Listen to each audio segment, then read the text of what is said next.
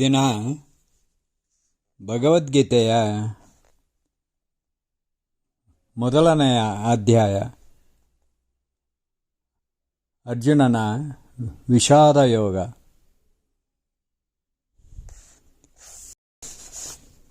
ಧರ್ಮಕ್ಷೇತ್ರೇ ಕುರುಕ್ಷೇತ್ರೇ ಸಮವೇತಾಯುತ್ಸವಃ ಮಾಮಕಾಃ ಪಾಂಡವಾಶ್ಚೈವ ಕಿಮಕುರ್ವತ ಸಂಜಯ. ಸಂಜಯ, ಪಾಂಡವರು ಕೌರವರು ಧರ್ಮಕ್ಷೇತ್ರ ಕುರುಕ್ಷೇತ್ರದಲ್ಲಿ ಯುದ್ಧಕ್ಕೆ ಸಿದ್ಧರಾಗಿ ಮುಂದೇನು ಮಾಡಿದರು? ಧರ್ಮಕ್ಷೇತ್ರ, ಅದು ಭಾರತದ ಧರ್ಮಕ್ಷೇತ್ರ, ಭಾರತವೇ ಧರ್ಮಕ್ಷೇತ್ರ. ಆ ಸ್ಥಳವನ್ನು ಕುರುಕ್ಷೇತ್ರ ಮಾಡಿ ಯುದ್ಧಕ್ಕೆ ನಿಂತಿದ್ದಾರೆ ಕೌರವರು. ಮುಂದೇನು ಮಾಡಿದರು ಎಂದು ಧೃತರಾಷ್ಟ್ರ ಕೇಳಿದಾಗ ಸಂಜಯ ಹೇಳುತ್ತಾನೆ, ಪಾಂಡವರ ಅಕ್ಷೌಹಿಣಿ ಸೇನೆ ಲೆಕ್ಕದಲ್ಲಿ ಕಡಿಮೆಯಾದರು. ಅಗ್ನಿಯಿಂದುದ್ಭವಿಸಿ ಜನಿಸಿದ ಧೃಷ್ಟದ್ಯುಮ್ನನೇ ಪ್ರಧಾನ ಸೇನಾಧಿಪತಿಯಾಗಿದ್ದಾನೆ. ಅವನ ಯುದ್ಧ ಕೌಶಲವು ಸೈನಿಕರಿಗೆ ಕೊಡುವ ಸೂಚನೆಗಳು ಅಸಾಮಾನ್ಯವೇ ಆಗಿವೆ. ಪಾಂಡವರ ಸೇನೆ ಕಡಿಮೆ ಇದ್ದರೂ ಕೌರವ ಸೇನೆಗೆ ಸರಿಗಟ್ಟುವಂತೆ ವ್ಯೂಹ ರಚಿಸಬಲ್ಲವನಾಗಿದ್ದಾನೆ ಧೃಷ್ಟದ್ಯುಮ್ನ. ಅದನ್ನು ತಿಳಿದ ದುರ್ಯೋಧನ ದಿಗ್ಭ್ರಾಂತನಾಗಿ ದ್ರೋಣರ ಬಳಿಗೆ ಬಂದವನೇ. ಮೂಲ ಸಂಸ್ಕೃತದಿಂದ ಬಂದವ ವ್ಯಾಸಭಾರತ ಈ ರೀತಿ ಇದೆ, ಕೇಳಿ. ಆಚಾರ್ಯರೇ, ನೀವು ಪಾಂಡವರಿಗೆ ಮಾತ್ರ ಯುದ್ಧ ಕೌಶಲ ಹೇಳಿಕೊಟ್ಟು ನಮಗೆ ಅನ್ಯಾಯ ಮಾಡಿದ್ದೀರಿ. ನಿಮ್ಮ ಬಾಲ್ಯ ಸ್ನೇಹಿತ ದ್ರುಪದನ ಮಗ ಧೃಷ್ಟದ್ಯುಮ್ನನು ನಮಗಿಂತ ಅವರ ಸೇನೆ ಕಡಿಮೆ ಇದ್ದರು ಅದು ಎಷ್ಟು ಬುದ್ಧಿವಂತಿಕೆಯಿಂದ ವ್ಯೂಹ ರಚಿಸಿ ನಿಲ್ಲಿಸಿದ್ದಾನೆ ನೋಡಿ. ತೀರಾ ವ್ಯಗ್ರನಾಗಿ ಹೇಳುತ್ತಿದ್ದಂತೆಯೇ ದ್ರೋಣಾಚಾರ್ಯರು ಹೇಳುತ್ತಾರೆ, ಹೇ ದುರ್ಯೋಧನ, ನೋಡು, ಗುರು ಹೇಳಿಕೊಟ್ಟದ್ದು ಕೇಳುವ ತನಕವಷ್ಟೇ. ಸ್ವತಃ ಕಲಿತದ್ದು, ಅಭ್ಯಾಸ ಮಾಡಿದ್ದು ಕಡೆಯ ತನಕವೆಂಬುದು ಗೊತ್ತಿದೆಯಲ್ಲ. ಸೇನಾಪತಿಯು ವ್ಯೂಹ ರಚಿಸುವಾಗ ತನ್ನದೇ ಆದ ವಿಶೇಷ ಕೌಶಲವನ್ನು ಬಳಸುತ್ತಾನೆ. ಒಂದು ವ್ಯೂಹವು ರಕ್ಷಣಾತ್ಮಕವಾದರೆ ಇನ್ನೊಂದು ಆಕ್ರಮಣಕಾರಿಯೇ. ಎರಡೂ ವ್ಯೂಹಗಳಲ್ಲಿ ದೌರ್ಬಲ್ಯಗಳಿರುತ್ತವೆ.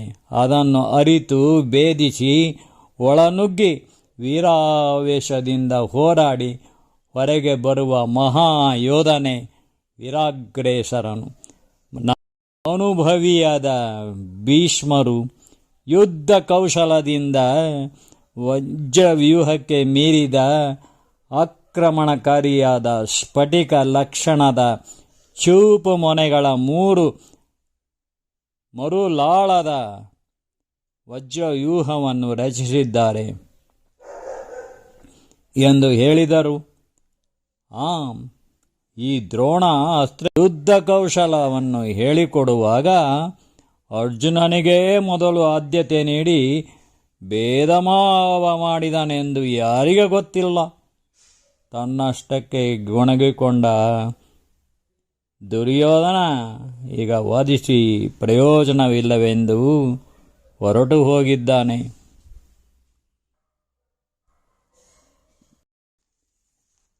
ಎರಡೂ ಕಡೆ ಸೇನೆಗಳು ಮುಖಾಮುಖಿಯಾಗಿ ಯುದ್ಧಕ್ಕೆ ಸಿದ್ಧವಾಗಿರಲು ಇನ್ನೇನು ಯುದ್ಧ ಆರಂಭವಾಗಬೇಕು. ಕಹಳೆ ರಣಬೇರಿಗಳು ಬಾರಿಸಬೇಕು. ಎರಡೂ ಕಡೆ ನಿಶಾನೆಗಳು ಬೀಸುವುದಾಗ ಬೇಕಷ್ಟರಲ್ಲೇ ಗಾಂಡೀವಧಾರಿ ಅರ್ಜುನನ ಮನಸ್ಸು ಅಸ್ತವ್ಯಸ್ತವಾಗಿದೆ. ನಾವು ಯುದ್ಧ ಮಾಡುವುದು ಯಾರ ಮೇಲೆ? ಹೆಣಗಳು ಉರುಳುವುದೆಲ್ಲ ಯಾರ ಹೆಣಗಳು? ಅವರೆಲ್ಲರೂ ಬಂಧುಗಳೇ, ಪುತ್ರ ಪೌತ್ರರೇ, ದೇಶ ಬಾಂಧವರೇ. ಅವರೆಲ್ಲ ನಮ್ಮ ಸಂಬಂಧಗಳನ್ನು ನಿರ್ಲಕ್ಷಿಸಿ ಹೋರಾಡಲು ನಿಂತಿದ್ದಾರಲ್ಲ. ಈ ರಣರಂಗದಲ್ಲಿ ಒಬ್ಬರ ಮೇಲೊಬ್ಬರು ಬಿದ್ದು ಪ್ರಾಣ ಬಿಡಲು ಸಿದ್ಧರಾಗಿದ್ದಾರೆ. ಯಾವ ಪುರುಷಾರ್ಥಕ್ಕಾಗಿ, ಅದ್ಯಾವ ವೀರ ಸ್ವರ್ಗಕ್ಕಾಗಿ ಎಂದೆನಿಸಿದ ಅರ್ಜುನನಿಗೆ ಈ ಭೀಕರ ಯುದ್ಧ ಬೇಡವೆನಿಸಿದೆ. ಅವನಿಗೆ ವಿಷಾದ ಯೋಗ ಮುಸುಕಿದೆ. ತನ್ನ ಮ್ಲಾನವಾದ ಮುಖವನ್ನೇ ನಿಟ್ಟಿಸಿದ ಶ್ರೀಕೃಷ್ಣನಿಗೆ ಅರ್ಜುನ ಹೇಳುತ್ತಾನೆ, ಹೇ ಕೃಷ್ಣ, ಉಭಯ ಸೇನೆಗಳ ಮಧ್ಯೆ ಸಮರಾಂಗಣದಲ್ಲಿ ರಥವನ್ನು ನಿಲ್ಲಿಸು.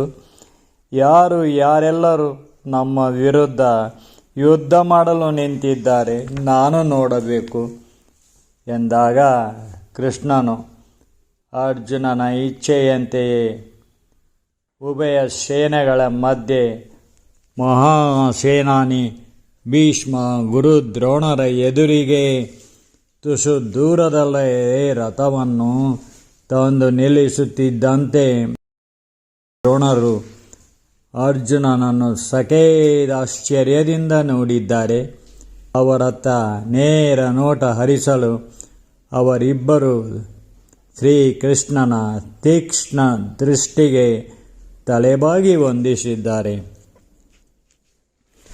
ಅರ್ಜುನನು, ಕೃಷ್ಣ, ನಾವು ಕೌರವರು ಪಾಂಡವರು ಒಟ್ಟಿಗೇ ಆಡಿ ಬೆಳೆದವರು.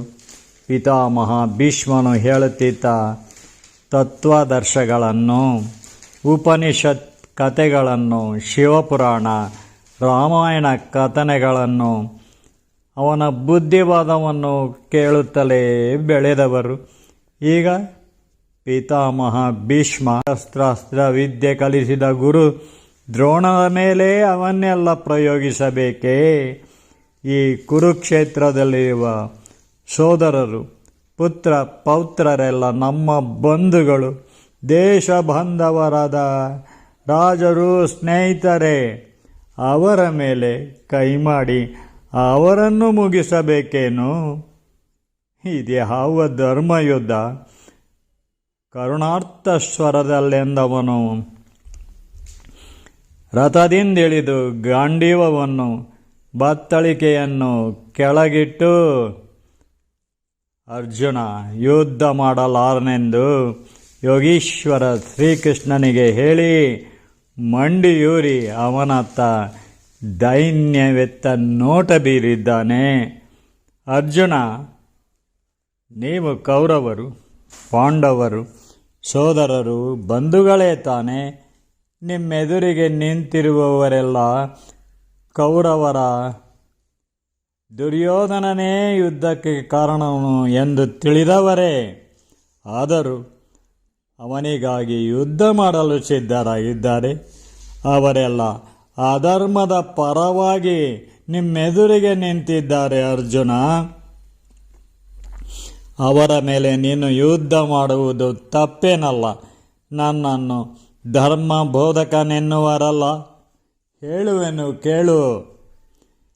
ತ್ರೈಗುಣ್ಯ ವಿಷಯ ವೇದ ನಿಸ್ತ್ರೈಗುಣ್ಯೋ ಭವಾರ್ಜುನ ನಿರ್ದ್ವಂದ್ವೋ ನಿತ್ಯ ಸತ್ವೋತ್ಸೋ ನಿರ್ಯೋಗಕ್ಷೇಮ ಆತ್ಮಾವಾನ್. ತ್ರೈಗುಣ್ಯ ವಿಷಯ ವೇದ ನಿಸ್ತ್ರೈಗುಣ್ಯೋ ಭವಾರ್ಜುನ ನಿರ್ದ್ವಂದ್ವೋ ನಿತ್ಯ ಸತ್ವೋತ್ಸೋ ನಿರ್ಯೋಗಕ್ಷೇಮ ಆತ್ಮಾವಾನ್. ಗೀತೆಯ 2ನೇ ಅಧ್ಯಾಯ 45ನೇ ಶ್ಲೋಕ. ಹೇಳ್ತಾನೆ ಕೃಷ್ಣ, ವೇದಗಳು ಹೇಳುವುದು ತ್ರಿಗುಣಗಳ ವಿಷಯವನ್ನೇ. ಅವು ಸತ್ವಗುಣ, ರಜೋಗುಣ, ತಮೋಗುಣಗಳೆಂದೇ. ಸತ್ವಗುಣವು ಕಿಂಚಿತ್ ಸ್ವಾರ್ಥ, ಶಾಂತಿ, ಸಮಾಧಾನ. ರಜೋಗುಣವು ಕಡು ಸ್ವಾರ್ಥ, ದುರಾಸೆ, ರೋಷ, ದ್ವೇಷ, ಅಸೂಯೆ. ತಮೋಗುಣವು ನೀಚ ಸ್ವಾರ್ಥ, ದುರ್ಯೋಧನ, ದೌರ್ಜನ್ಯ, ಹಿಂಸೆ, ಕ್ರೌರ್ಯ. ಈ 3 ಗುಣಗಳಿಗೆ ಮೂಲ ಅಹಂಕಾರ. ನಾನು ಎಲ್ಲ ತಿಳಿದವನು, ಬಲಾಢ್ಯನೆಂಬುದೇ ದುರಹಂಕಾರ. ಅಧಿಕಾರ, ಅಷ್ಟೈಶ್ವರ್ಯವುಳ್ಳ ದುರ್ಯೋಧನನಿಗೆ ತಾನೇ ಬಲಿಷ್ಠನೆಂಬ ದುರಹಂಕಾರ. ಅರ್ಜುನ ಸಾತ್ವಿಕನಾಗಿ ನಿತ್ಯ ಸತ್ವ ಗುಣದಲ್ಲಿರಬೇಕು. ರಜೋಗುಣ ತಮೋಗುಣಗಳಿಂದ ಹೊರತಾಗಿ ದ್ವಂದ್ವರಹಿತನಾಗಿ ನಿನ್ನ ಯೋಗಕ್ಷೇಮವನ್ನು ಆತ್ಮಪ್ರಜ್ಞೆಯ ತಪ್ಪು ಒಪ್ಪುಗಳಲ್ಲಿ ಕಾಣುತ್ತಾ ಆತ್ಮಪಾರಾಯಣನಾಗು ಅರ್ಜುನ. ಸತ್ವ, ರಾಜಸ, ತಾಮಸ ಇವು ಮೂರೂ ಗುಣಗಳಿಂದ ಹೊರತಾದ ಮನುಷ್ಯನಲ್ಲಿ ದೈವಿ ಗುಣಗಳಿರುತ್ತವೆ. ಸತ್ವಗುಣವು ಏನೆಲ್ಲ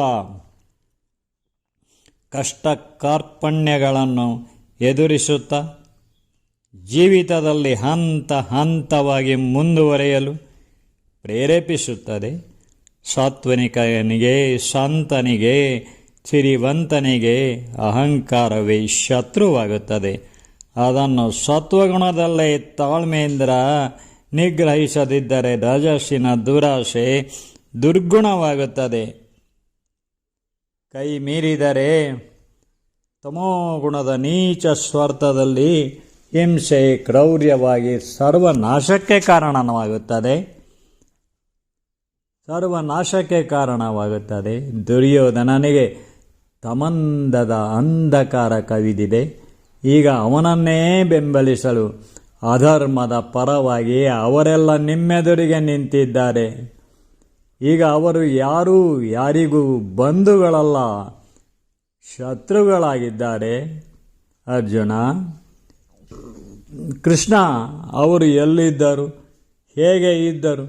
ನಮಗೆ ಭೀಷ್ಮ ಪಿತಾಮಹನು, ದ್ರೋಣರು ಗುರುಗಳೇ, ಕೌರವರೆಲ್ಲ ಸೋದರರೇ, ಅನೇಕ ರಾಜರುಗಳು, ಸೈನಿಕರು, ದೇಶ ಬಾಂಧವರೆಲ್ಲ ಸ್ನೇಹಿತರೇ.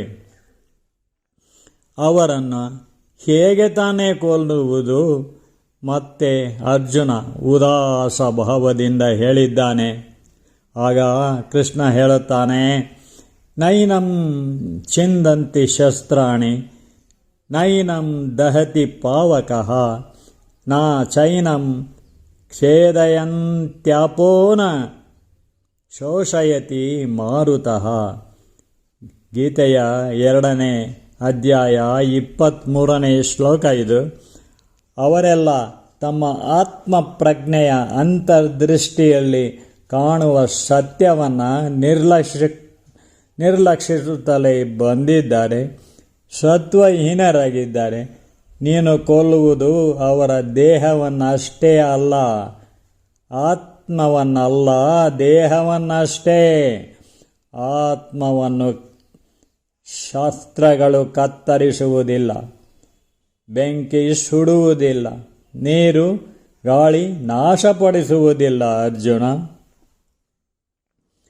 ಆತ್ಮ ಎಂಬುದಿದೆ ಏನು ಎಂದು ಅರ್ಜುನ ಕೇಳಿದ್ದಾನೆ. ಅರ್ಜುನ, ಮನುಷ್ಯ ಜನ್ಮವೇ ಶ್ರೇಷ್ಠ. ಅವನಿಗೆ ಬೇರೆಲ್ಲ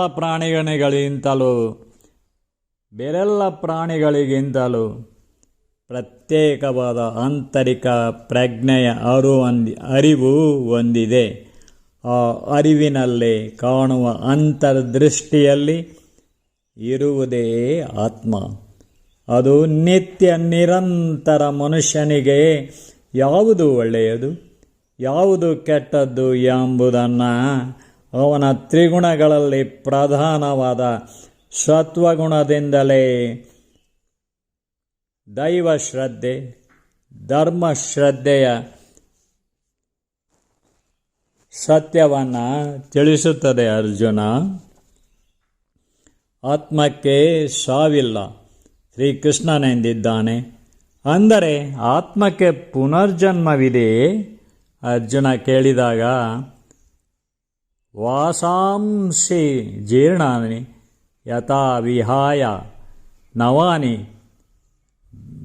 ಗೃಹ್ಣಾತಿ ನರೋಪರಾಣಿ ತಥಾ ಶರೀರಾಣಿ ವಿಹಾಯ ಜೀರ್ಣಾನ್ಯಾನ್ಯಾನಿ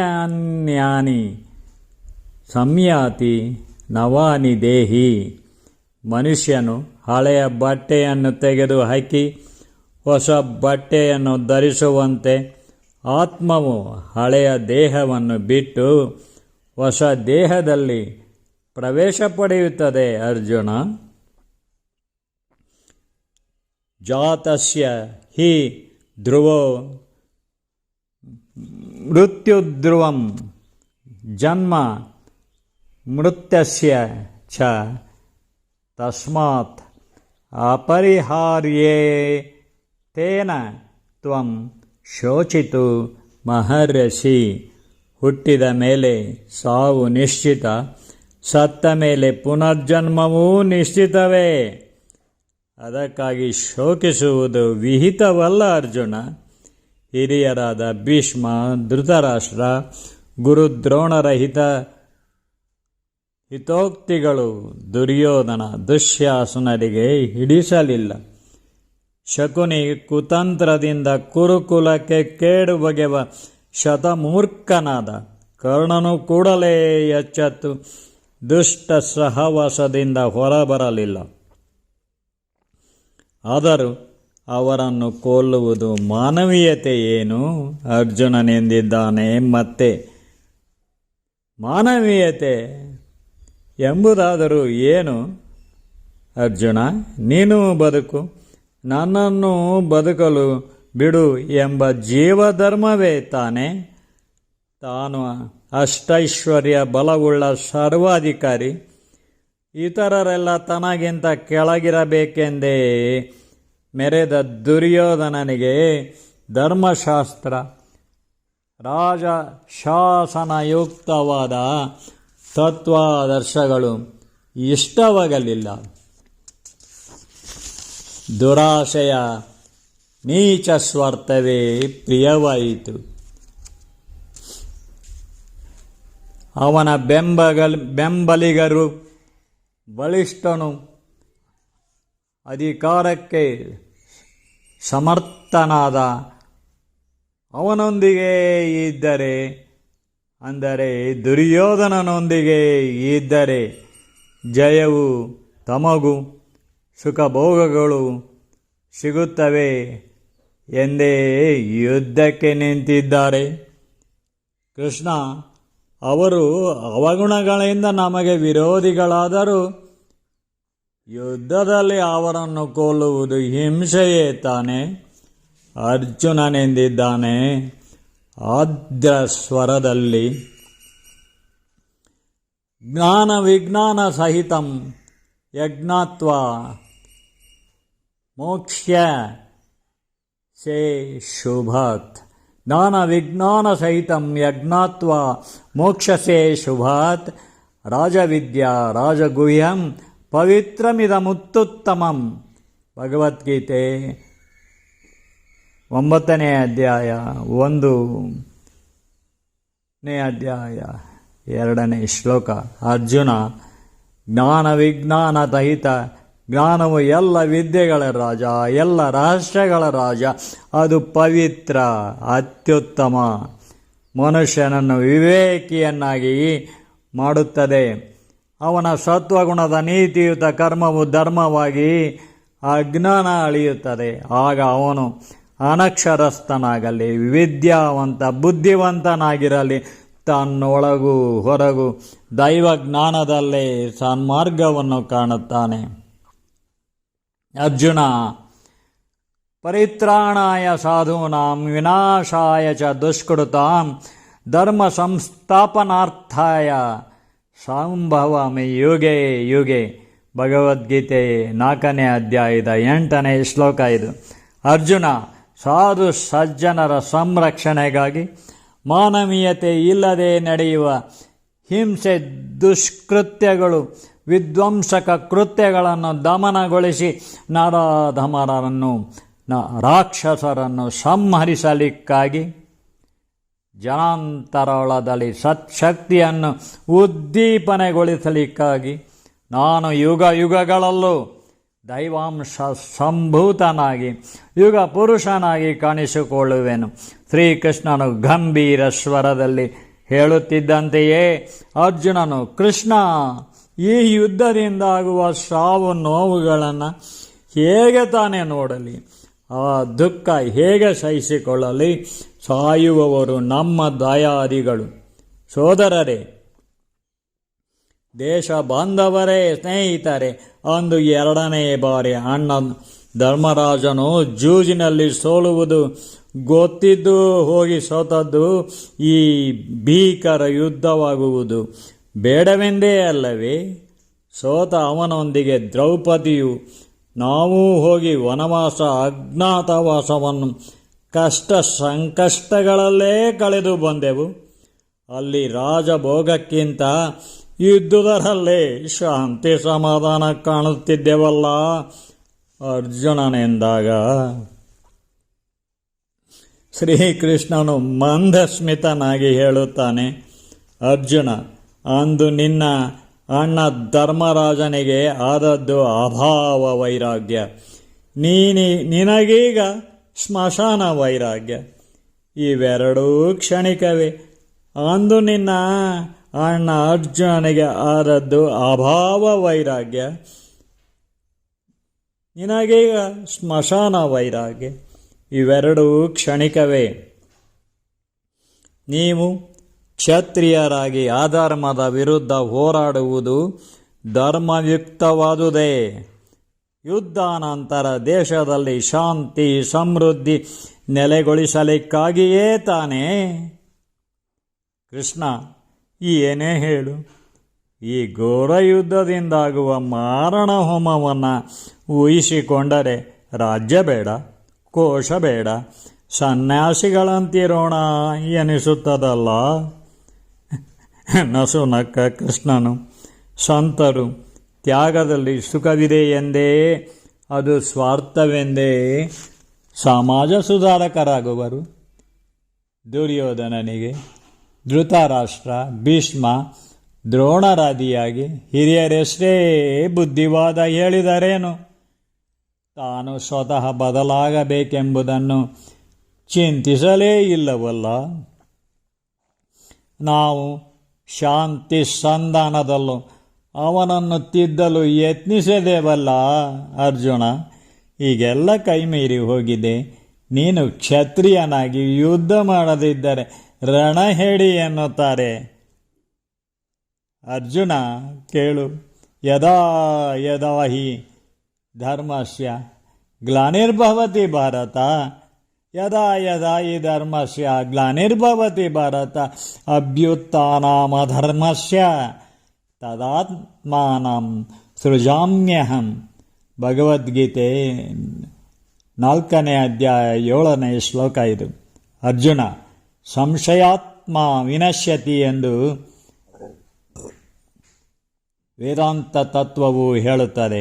ದುರ್ಯೋಧನನಿಗೆ ಅಂತರಾತ್ಮನ ಅರಿವಿನಲ್ಲಿ ಅಜ್ಞಾನ ಒಳಿಯಲಿಲ್ಲ, ಸಂಶಯಾತ್ಮನಾಗಿದ್ದಾನೆ. ತಮಂದದ ಕೇಡಿಗೆ ವಶನಾಗಿದ್ದಾನೆ. ಅವನಿಗೆ ಋಣಿಗಳಾದ ರಾಜರುಗಳ ಬೆಂಬಲದಿಂದ ಯುದ್ಧ ನಡೆಯುವುದಕ್ಕೆ ಕಾರಣನಾಗಿ ನಮ್ಮ ಎದುರಿಗೆ ನಿಂತಿದ್ದಾನೆ. ಧರ್ಮ ಕ್ಷೀಣಿಸುತ್ತಾ ಅಧರ್ಮ ಹೆಚ್ಚಿದಾಗ ವಿಶ್ವಜೀವನದಲ್ಲೇ ಧರ್ಮ ನಿರತನಾದ ಅಗ್ರಗಣ್ಯ ನಾಯಕನಲ್ಲಿ ನನ್ನ ರೂಪಾತಿಶಯವನ್ನು ಸೃಜಿಸಿಕೊಂಡು ಅವತರಿಸುವೆನು ಅರ್ಜುನ. ಧರ್ಮ ಕ್ಷೀಣಿಸುತ್ತಾ ಅಧರ್ಮ ಹೆಚ್ಚಿದಾಗ ವಿಶ್ವಜೀವನದಲ್ಲೇ ಧರ್ಮ ನಿರತನಾದ ಅಗ್ರಗಣ್ಯ ನಾಯಕನಲ್ಲಿ ನನ್ನ ರೂಪಾತಿಶಯವನ್ನು ಸೃಜಿಸಿಕೊಂಡು ಅವತರಿಸುವೆನು ಅರ್ಜುನ ಎಂದೇ ಕೃಷ್ಣ ಹೇಳಿದಾಗ, ಕೃಷ್ಣ ಜ್ಞಾನ ವಿಜ್ಞಾನ ಸಹಿತವಾದ ದೈವೀ ಶಕ್ತಿಯು ದಿಗ್ಗನೆದ್ದು ದಿಕ್ತಟಗಳನ್ನೆಲ್ಲ ವ್ಯಾಪಿಸಿಕೊಳ್ಳುವ ನಿನ್ನ ಅತಿಶಯವಾದ ಅದ್ಭುತ ರೂಪ ನೋಡಬೇಕೆಂಬ ಉತ್ಕಟೇಚ್ಛೆ ಉಂಟಾಗಿದೆ. ಹೇ ಯೋಗೀಶ್ವರ, ನಿನ್ನ ಬೃಹತ್ ವಿಶ್ವರೂಪವನ್ನು ನನಗೂ ತೋರಿಸು ಎಂದಿದ್ದಾನೆ ಅರ್ಜುನ. ಶ್ರೀಕೃಷ್ಣನು ಮಂದಸ್ಮಿತನಾಗಿ ತನ್ನ ಅಂಗೈಗಳನ್ನು ಜೋಡಿಸಿ ದೃಷ್ಟಿಸಿ ಬ್ರಹ್ಮಾಂಡದತ್ತ ಒಮ್ಮ ಶೂನ್ಯ ನೋಟ ಹರಿಸಿದ. ಕೆಲ ಕ್ಷಣಗಳಲ್ಲೇ ವಿಶ್ವ ಪ್ರಕೃತಿಯ ವೈವಿಧ್ಯಮಯ ದೈವೀ ಶಕ್ತಿಯು ವಿಶ್ವರೂಪವಾಗಿ ಪ್ರಕಟವಾಗಿದೆ. ಅರ್ಜುನನು ವಿನಮ್ರತೆಯಿಂದ ಶಿರಸ ವಂದಿಸಿದ್ದಾನೆ. ಅರ್ಜುನ, ವ್ಯಷ್ಟಿ ಸಮಷ್ಟಿಯಲ್ಲಿ ಅಹರ್ನಿಶಿ ಬಿಟ್ಟುಕೊಡದಿರುವ ಚಲನಶೀಲ ನಿಯಮ ಹೊಂದಿದೆ. ಆ ಚೈತನ್ಯ ಶಕ್ತಿಯೇ ಈಗ ನಾನಾ ರೂಪಾತಿಶಯಗಳಲ್ಲಿ ಪ್ರಕಟವಾಗಿದೆ. ನೋಡಿದೆಯಾ? ಪ್ರಾಪಂಚಿಕತೆಯ ನಶ್ವರ ಜೀವನದಲ್ಲೂ ಗಲಭೆ, ಹಿಂಸೆ, ಕ್ರೌರ್ಯಗಳಿಗೆ ಹೇಸದೆ ದುಷ್ಕೃತ್ಯಗಳಿಂದ ದೇಶದ ಶಾಂತಿಯನ್ನು ಭಂಗಪಡಿಸುವ ಅಧರ್ಮಿಗಳ ವಿರುದ್ಧ ಹೋರಾಡುವವರ ಆಂತರ್ಯದಲ್ಲಿ ನಾನು ನಿತ್ಯ ನಿರಂತರ ಪ್ರೇರಕ ಸತ್ಶಕ್ತಿಯಾಗಿ ನಿಲ್ಲುವೆನು. ಅರ್ಜುನ, ಕರ್ಮಣ್ಯೇವಾಧಿಕಾರಸ್ಥೆ ಮಾ ಫಲೇಷು ಕದಾಚನ ಮಾ ಕರ್ಮಫಲ ಹೇತುರ್ಭೂಮಾತೆ ಸ್ಥಾಂಗೋತ್ಸ್ವ ಕರ್ಮಣಿ. ಭಗವದ್ಗೀತೆ 2ನೇ ಅಧ್ಯಾಯ 47ನೇ ಶ್ಲೋಕ. ಅರ್ಜುನ, ಮನುಷ್ಯನು ಕರ್ಮ ಮಾಡುವುದಷ್ಟೇ, ಫಲಾಪೇಕ್ಷೆ ಅವನ ಕೈಯಲ್ಲಿಲ್ಲ. ನೀನು ಮಾಡುವ ಯುದ್ಧ ಈಗ ಅನಿವಾರ್ಯ ಕರ್ಮವೇ. ಅದು ನೀತಿಯುತವಾಗಿ ದೇಶದಲ್ಲಿ ಶಾಂತಿ ನೆಲೆಗೊಳ್ಳಲು ಮಾಡುವ ಸತ್ಕರ್ಮವೇ ಆಗಿದೆ. ಅರ್ಜುನ, ಆಗಿಬಿಡುತ್ತದೆ, ಸತ್ಕರ್ಮವೇ ಆಗಿಬಿಡುತ್ತದೆ. ನೀನು ನಿಮಿತ್ತ ಮಾತ್ರನಷ್ಟೇ. ಎದ್ದೇಳು, ನಿನ್ನಿಂದ ಆರಂಭವಾಗಲಿ ಧರ್ಮಯುದ್ಧ. ಕೃಷ್ಣ ಗಂಭೀರ ಸ್ವರದಲ್ಲೆಂದಿದ್ದಾನೆ.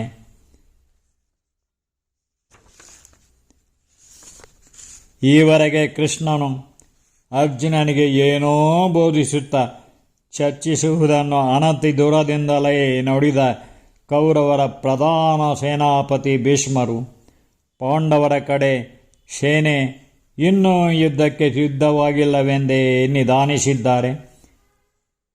ಇತ್ತ ದುರ್ಯೋಧನನು ಅವನ ಕೌರವ ಸೇನೆಯು ಪಾಂಡವರು ಯುದ್ಧ ಮಾಡಲು ಹೆದರಿದರೆಂದೇ ಹುಯಿಲೆದ್ದು ಕುಣಿದಿದೆ, ಜೈಕಾರ ಹಾಕಿದೆ. ಅರ್ಜುನನು ಶ್ರೀಕೃಷ್ಣನ ವಿಶ್ವರೂಪ ದರ್ಶನದಿಂದ ಚೈತನ್ಯಶಾಲಿಯಾಗಿದ್ದಾನೆ. ತನ್ನ ಬತ್ತಳಿಕೆಯನ್ನು ಕೈಗೆತ್ತಿಕೊಂಡು ಗಾಂಡೀವಧಾರಿಯಾಗಿ ಠೇಂಕಾರ ಮಾಡಿದ್ದಾನೆ. ಕೌರವರ ಸೇನೆಯತ್ತ ಸಿಂಹಾವಲೋಕನ ಮಾಡಿದ್ದಾನೆ ಅರ್ಜುನ. ಅಷ್ಟರಲ್ಲಿ ಅದೇನು ಧರ್ಮರಾಜನ್ ತನ್ನ ಶಿರಸ್ತ್ರಾಣ ಬಿಲ್ಲು ಬತ್ತಳಿಕೆಗಳನ್ನು ತೆಗೆದಿಟ್ಟವನು ರಥದಿಂದಿಳಿದು ಮಹಾನ್ ಮುತ್ಸದ್ದಿ ವೀರ ಸೇನಾನಿ ಭೀಷ್ಮರ ಗುರು ದ್ರೋಣರ ಬಳಿಗೆ ಗಾಂಭೀರ್ಯದಿಂದ ಹೆಜ್ಜೆ ಹಾಕಿ ನಡೆದು ಹೋಗುತ್ತಿರಲು ಭೀಮಾರ್ಜುನ ನಕುಲ ಸಹದೇವರು, ಇದೇನಿದು?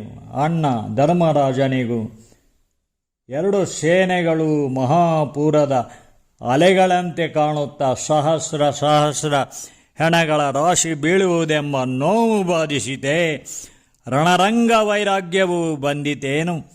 ತಾತ ಭೀಷ್ಮರ ಬಳಿಗೆ ಹೋಗಿ ಕದನ ವಿರಾಮ ಘೋಷಿಸಲು ಅನುಮತಿ ಕೇಳುವನೇನು ಎಂಬ ಚಿಂತೆ ದುತ್ತನೆದ್ದು ಏಳುತ್ತಿದ್ದಂತೆ ಭೀಮಸೇನ, ಅರ್ಜುನ, ನಕುಲ ಸಹದೇವರು ಸರಸರನೆ ನಡೆದು ಧರ್ಮರಾಜನನ್ನೇ ಹಿಂಬಾಲಿಸಿದ್ದಾರೆ. ಮುಂದಿನ ಭಾಗವನ್ನು ಮತ್ತೆ ವಾಚನ ಮಾಡ್ತೇನೆ. ಇದು ಅಭಿನವ ಭಾರತದ ನನ್ನ ಕೃತಿ. ಶ್ರೀಕೃಷ್ಣನ ಪ್ರೇರಣೆ ಬರೆಯುವಾಗ ಆ ವೆಕಾಬ್ಯುಲರಿ, ಆ ಹೇಳುವ ರೀತಿ, ಆ ಧಾಟಿ ಎಲ್ಲವೂ ಅವನದೇ ಎಂದು ನಾನು ನಂಬಿದ್ದೇನೆ. ಮುಂದಿನ ಭಾಗವನ್ನು ಹೇಳುತ್ತೇನೆ, ನಿರೀಕ್ಷಿಸಿ. ಚೆಲುವ ಕೃಷ್ಣನ ಎಲ್ಲಿ ನೋಡಿದಿರಿ, ರಂಗನ ಎಲ್ಲಿ ನೋಡಿದಿರಿ, ಎಲ್ಲಿ